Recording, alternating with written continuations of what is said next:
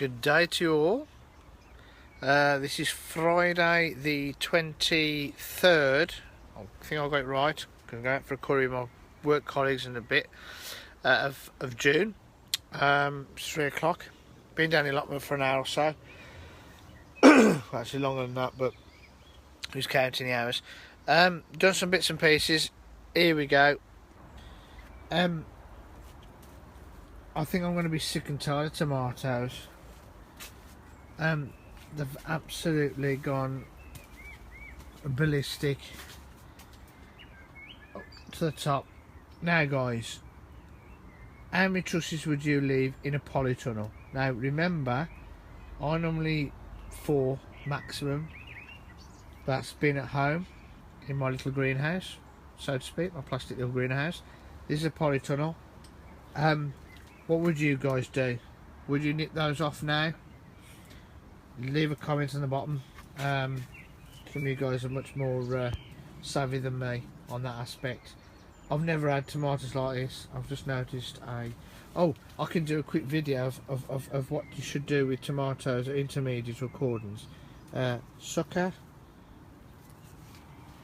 There you go. There's the main shoot. There's the leaf coming out, and in the axis is suckers, as the Americans call them, or side shoots, whatever.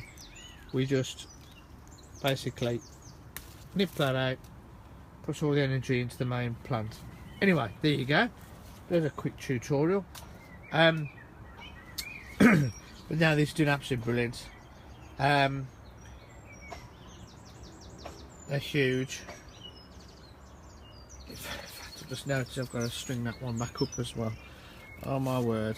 I'm dead chuffed. It's a good job I do like tomatoes, although really I shouldn't eat them because I've got arthritis. But hey ho, if you didn't do what they say you shouldn't do, you wouldn't even be alive breathing. But this is the smaller side of the tomatoes. These are the ones that are just catching up. Again, no, they're going absolutely ballistic. My cucumbers, they've been naughty boys. They're deciding to climb on everybody else's stick string, and not their own. So they've been naughty. I have been sat here on my little knee pad. I've been talking to them and I have been telling them off and saying, naughty boys, you should only have your own string and not nick anybody else's. But they haven't been listening. I've got another one here. Anyway, the tomato plant that I transplanted from over there, that big gap there, there's any big gap anymore because the others are filling it up, which I thought may or may not survived. Pardon me. It's absolutely laden with flowers and whatever, and it's come back to life. I've got to water everything. I haven't watered anything for 2 days, because I find that if you keep watering them, they get used to it. And that sounds daft, but sometimes you have to let them go to search the water, and you get bigger roots and better roots. So from down today, and I am going to be feeding them. Anybody want any Marmande tomato plants? I've got about 14 here. I don't know what to do with them. I can't throw them away. Naomi, I've got a bed spare. Naomi, I'm just going to stick them all up. I can't throw things away. I'm absolutely awful at throwing things away and seedlings and whatever. But they'll start to flop over. They need a good. But the peppers at the back are doing all right. The ones that I potted on into the bigger pots for my last video are doing all right. Doing really well. I've got chilies, patchy chilies, bell peppers. They're doing all okay. Apart from this one seems to be eaten by God knows what. Garlic. Harvesting my garlic. There you go. Drying out now. I'll take the roots off, make it easy to dry out. But yeah, that's a good one. Those are done alright. I'm pleased with them. That's garlic. Those are the ones that start to get rust on them, so I thought I'd better pull them anyway. Cucumbers again. like I said in my last video update, I've planted those in these air pots. These air pots are absolutely brilliant. I cannot, honestly, these air pots are brilliant. If you don't bother buying normal crappy pots, just buy a few of these and get your best plants in them. They're absolutely brilliant. They really get the root system going. I'm so glad to Georgie Giants and the other guy from up north, which is his mate, bringing me onto these air pots is superb. Absolutely brilliant. I've got some others in normal pots here, but normally I'll pop those on straight into air pots. I'll do those later. So if there's anybody around the area that needs any cucumbers plants, tell me. Or tomato plants, I've got loads. You can have them,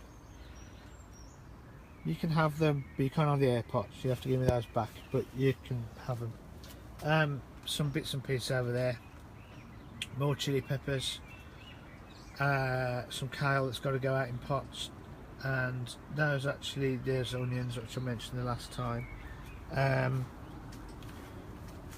Mrs.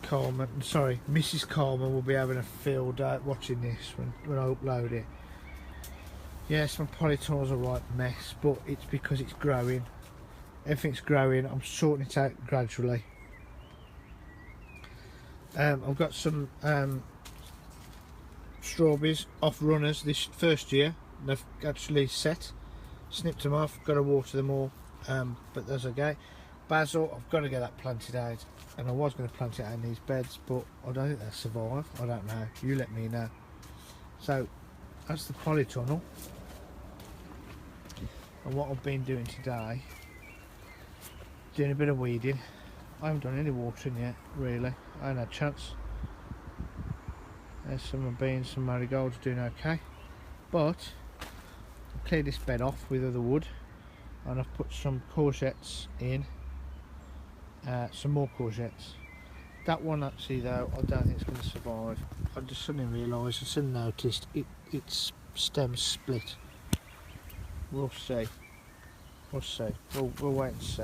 If it doesn't, I've got 3 more in the polytunnel. Lettuces and salads and weeds as well between them, doing okay. I have watered these courgettes and butternut squashes. Onion bed, number 2 onion bed, needs a good weed. It's going to have to be done a hand weed, same as this side.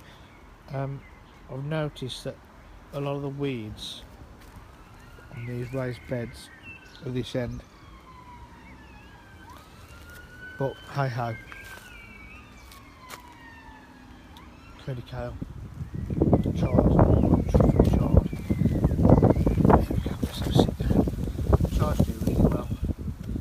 Like I said last time in the video, I've never grown chard in my life before, so I'm dead chuffed with that. You guys out there, you're gonna have to tell me what to have it with, how to cook it. I've got a few ideas, but if there's anything special that you do with chard, let me know. Same as curly kale. Never had curly kale in a meal. I've probably had the leaves in salads, etc. But again, if you've got any great recipes, and Vivi, if you've got any great recipes, as I believe you're a vegetarian or prefer to eat vegetables, if you could give me any ideas, I'm all up for it. Sweet peas, it's your mum's patch as I call it now. Doing okay. Go put some more string up, and the other side, as I said before, it's mimicked, or mirrored, or whatever you want to call it. Needs a good weed.